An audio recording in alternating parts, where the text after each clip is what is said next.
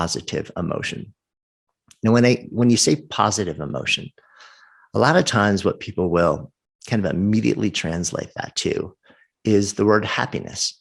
And in fact, in the early days in the research in the world around positive psychology, a huge amount was focused on this word happiness. And in fact, the thing that probably put the field of positive psychology on the sort of like the popular map was about a decade of books that came out of that world. There was a lot of the leading researchers and professors who translated their research into books that in some way, shape, or form had happiness in the names and the titles and the covers. It was all about the pursuit of happiness. And what a lot of people learned over time was that the direct pursuit of happiness actually in the literature tends to make most people less happy than when they started.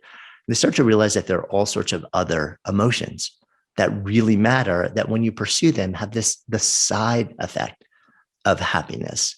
And these are emotions like joy. They're emotions like love. They're emotions like hope and compassion. They're emotions like appreciative joy. They're things like bemusement and amusement and laughter. They're things like gratitude. What we learned over time is that there's a full suite of positive emotion that when we allow ourselves to experience it, when we invite them into our lives, they add up to astonishing feelings. It's not just about the direct pursuit of happiness. Happiness usually is the emotion. It's almost like a catch-all experience that tends to ensue after or as the side effect of the direct pursuit of these other types of experiences. And there's one other thing that's kind of important to realize when we're talking about positive emotion. When we say positive emotion, like I want to bring more positive emotion into my life, more joy, more appreciation, more hope, more love and compassion, we're not actually saying, and I'm going to strive to eliminate anything that is not that from my life. And it's a little bit of a misnomer. We kind of think, well, the whole idea is to put so much positive stuff into my life that it squeezes out the opportunity for me to feel anything but positive emotion. And on the one hand, you're like, well, that's got to be the goal, right? I mean, how could that be anything but good? Interestingly, that's not the truth. That's not the reality. What the research shows us is that we need negative emotion to go along with our positive emotion. I know it sounds kind of counterintuitive, but the idea is that when you never have anything as a contrast to the positive emotion that you're experiencing, it's harder to actually know when you're in the positive emotion because you don't have anything to contrast it with. What we know now is that when you step into your life, when you relate to the world, when you actively seek to bring things into your experience that have the possibility to bring both positive emotion and at times negative emotion, that it is the full spectrum of emotion that allows a positive emotion to have power and contrast and potential in your life. So we call that emo-diversity, allowing for a diversity of emotions to fill our experience. But of course, we're looking to tip the scales much more substantially towards the positive emotion side than the negative. But I think it's just important to also note that the goal is not to just completely eliminate any kind of negative emotion from your life, because we actually need it there to create the contrast, to understand when the positive emotion is happening, and also that it is in fact positive. The other thing is this: the quest to try and eliminate all negative emotion from your life is actually an impossible quest. There is no possible way to make that happen. You can't remove grief from your life. At some point, we are all going to experience some kind of grief. It could be large-scale grief. It could be passing grief. But we will all feel that at some moment throughout our lives, sometimes at multiple moments throughout our lives. We will also feel upset. We'll feel frustration. We may feel anger. We may feel hurt. Right? These are all things that if you're actually engaging in your life, if you're engaging in things that matter, if you're stepping out into the world and being active and relating to other people, you're going to experience them. And setting the goal of eliminating all negative emotion from your life actually sets an unattainable goal. And then when you realize that you failed at hitting that goal, not only have you failed at keeping the negative emotion, which is a part of your experience, out of your life, but then you judge yourself a failure. And very often we'll layer futility and shame on top of whatever natural, organic negative emotion tends to come into our lives. And that creates this sort of like destructive shame spiral, which has no business being in our experience. Like, that's not something that we need to have or experience. There's not a lot of value. So there is value in certain emotions. There are other emotions that don't provide a ton of value. So that's just sort of a bit of a clarification. Striving to have as much positive emotion in your life is really important in the quest to actually have a meaningful, fulfilling, flourishing life. But it's also not about striving to completely eliminate anything that is not positive.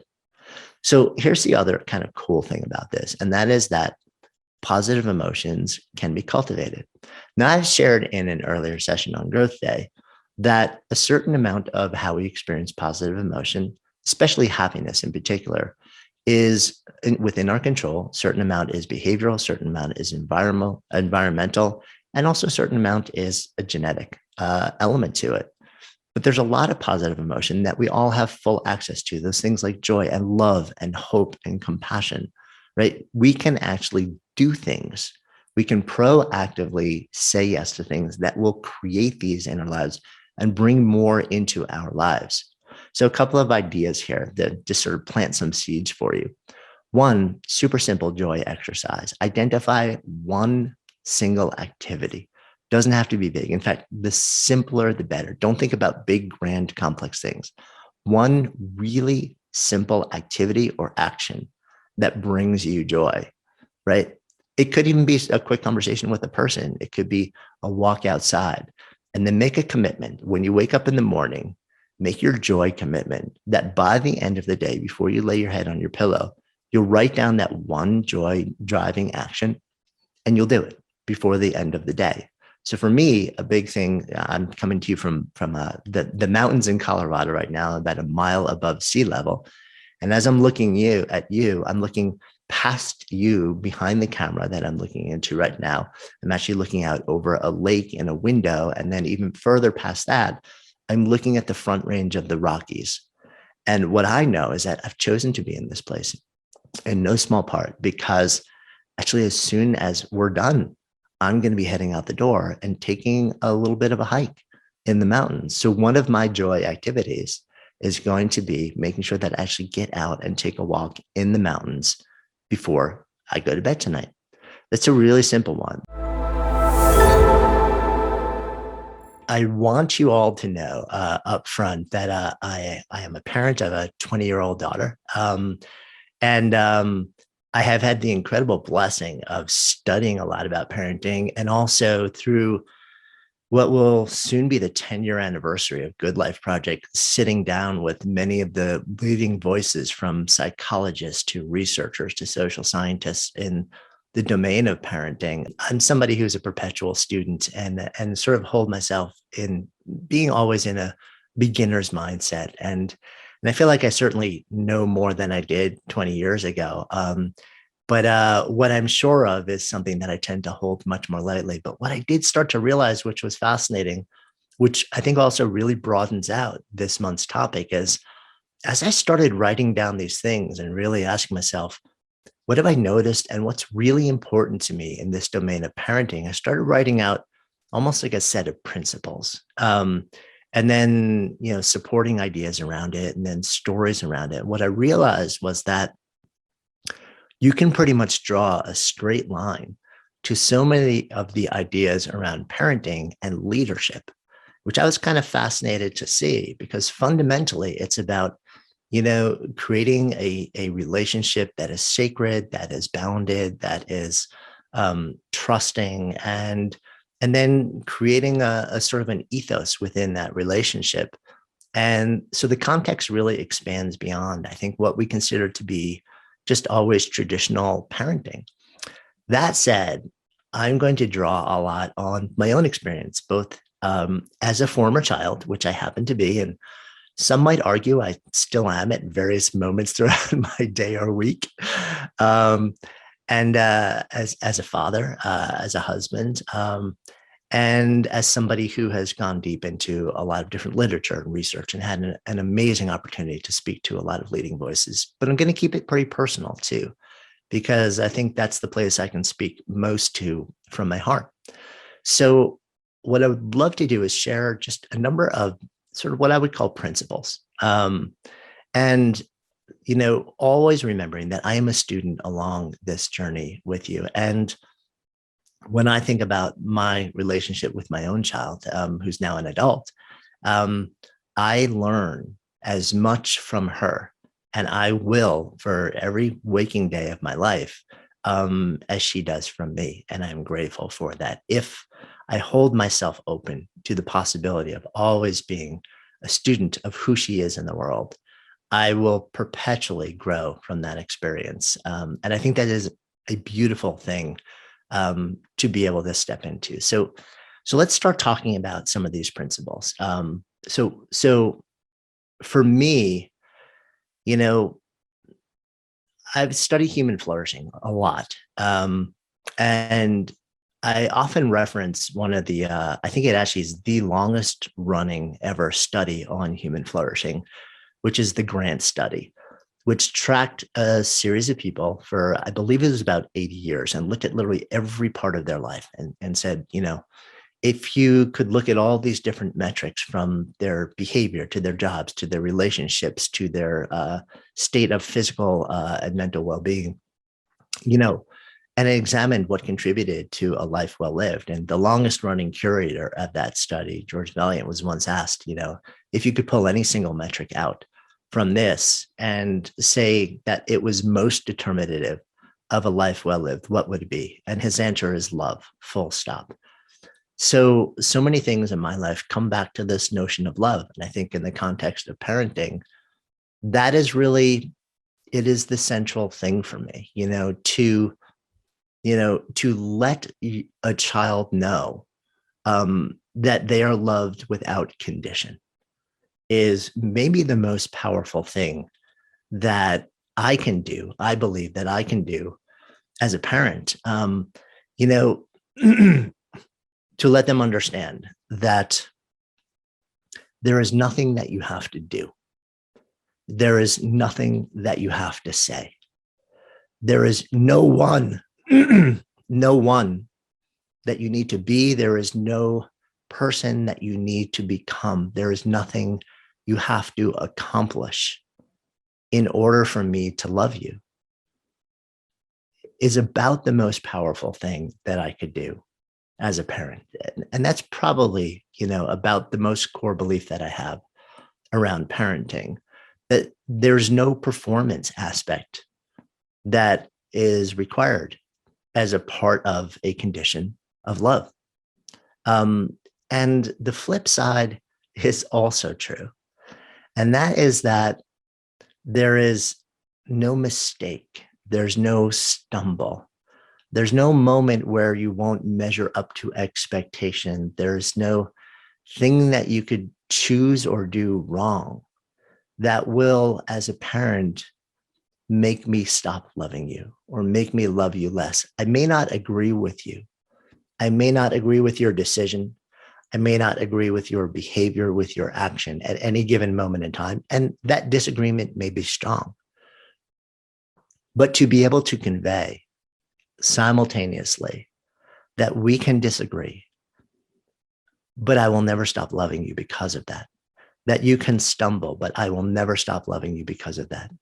That you can make a mistake, maybe a large mistake, and I will never stop loving you because of that. And there's no condition that will get between you and my love for you, is a really powerful, powerful thing.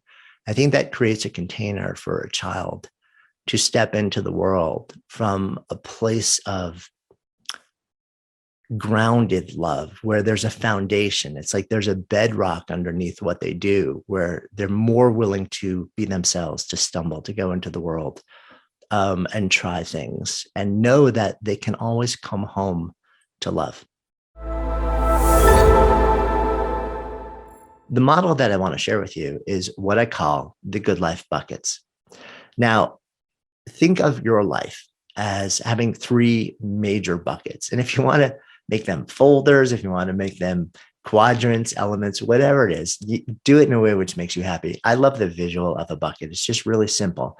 And it also allows me to sort of do a quick check and ask myself, well, how full or empty are each one of these buckets? And what is my contribution to making them at that level? So the three buckets are connection, contribution, and vitality. And I'm going to walk you through each one of these and show you how I use them as a year-end process. The connection bucket is all about the depth and quality of relationships that happen in your life. The contribution bucket, that tends to be what people associate with work. It's what's the contribution you're making to the world and also to your life when you actually invest effort in a serious and sustained way. And the vitality bucket, well, that's all about your mind and your body, what we would call well-being. And the interesting thing is, if you think about life as these three buckets, well, then a good life happens when all three of these buckets are as full as humanly possible. And the interesting thing is that as we get older, and this is, I'm talking about your 20s and 30s, not necessarily your 70s and 80s or God willing longer, the buckets start to leak.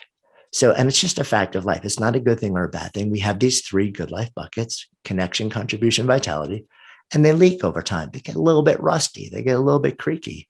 So when you fill them up, if you don't develop a practice or a habit or a ritual of actually keeping them full, keeping them topped off, well, then eventually the leakiness makes them empty.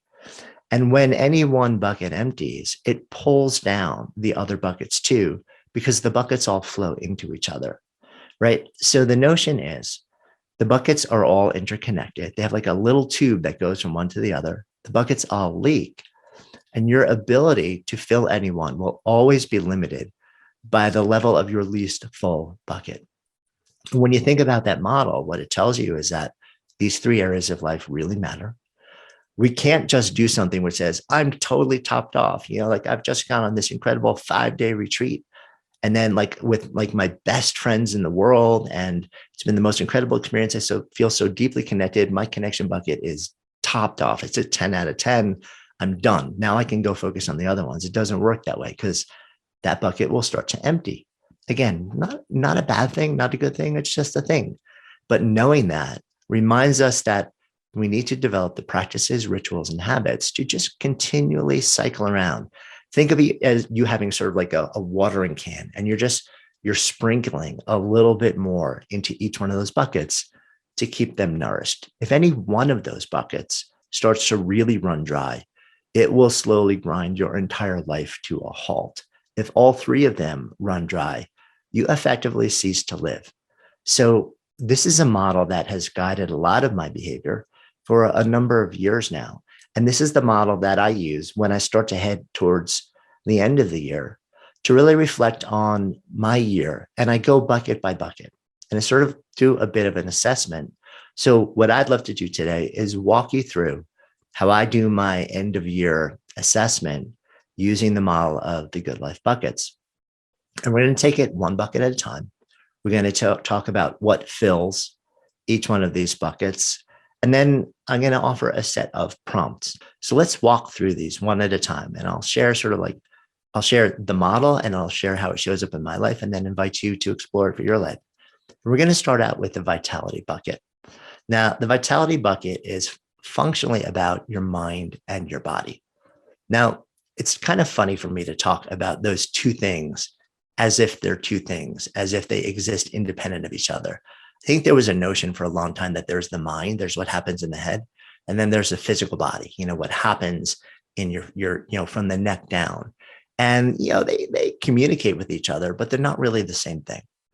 What we know through a mountain of research now is that they are fundamentally interconnected. There's a seamless feedback mechanism that goes between them. So if your mindset is not in a good place, it is going to feed back to your physical body and create physical symptomology, everything from pain to soreness to illness. So it manifests that way. And the same thing happens if your physical body is in some way struggling or suffering. It is going to feed back to your mind, and it will literally affect your state of mind, your optimism, your positivity, your resilience, your equanimity. So I'm going to talk to you about filling your vitality bucket and thinking about how full or empty it's been over the last year, using the model of the mind and the body. And I'm going to sort of like give you two separate images for each one of them. But I also want to make really clear that they weave together in a seamless way. And we can't just explore one without the other, and we can't just work with one without the other. So let's talk about first the mind side of our vitality bucket. So when I'm talking about optimizing your state of mind, or how full is your bucket in the context of your mind, your state of mind, we're looking at a couple of different elements. One, your level of awareness. How truthfully are you able to actually step into your life and be aware of what's really going on and what's not going on? And we know that it's really important because we cannot be intentional in life until we are aware. I'll say that again. We cannot be intentional until we are aware.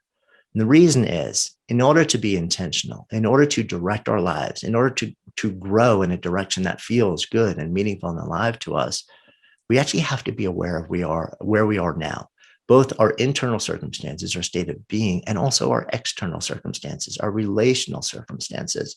So awareness, how aware are we? How open and honest and aware are we of the actual state of our lives in the moment? And you can think about that, right? Both in terms of a current state and also over the course of this year. So we're going to use the model of 2021. How tapped in, how truly open and aware and honest have I been of my life, my state of being over the course of this last year? Have I kind of put my head in the sand and checked out? Or have I actually really tried to tap into exactly what's going on around me, even when it's hard, even when there are things that I don't like about it, even when I'm struggling, even when I see things within myself and within my environment and within society and the world that really upset me? Am I allowing myself to not hide, to not ignore it, to not check out of being aware, but actually check into waking up to the truth and reality of my life? So that's one of the big parts of mindset. The other thing is, so some of the other qualities that I look at is, how has my access to calm, to ease, to equanimity been, right? And we know that if you can meet a circumstance and then somehow find a way to bring yourself back to a place of ease, that can be a profound enhancer of your day-to-day experience of life. So I look over the course of this last year and I ask myself, well, what is my current state of calm or ease? And then how have I been able to access this state over the last year? Another element of mindset and really being able to fill your vitality bucket through the state of mind side of it is focus. Have I actually been able to harness my attention and direct it in a way where I can zoom in and then use it to generate decisions and actions that create outcomes, right? Or has it been really scattered? And I know over the last year, really 2 years, this has been a really big challenge for so many of us, in no small part because of the state of the world around us, because just profound groundlessness and flux. And I get it. Remember, we're not looking to create any judgments here. All we're looking at is sort of like the core metrics. And then we want to assess sort of where we are with each one of those things. So how has my focus been? Have I been able to actually harness my attention and use it to create decisions and take actions that lead to outcomes that are meaningful to me? This can be your day for personal growth. This can be that day you committed to and you remember and you go, that was the day I got myself a community. I got better coaches. I committed to making my life the absolute best that I could. This is that day. Make today your growth day. Click the button on this page and sign up right now.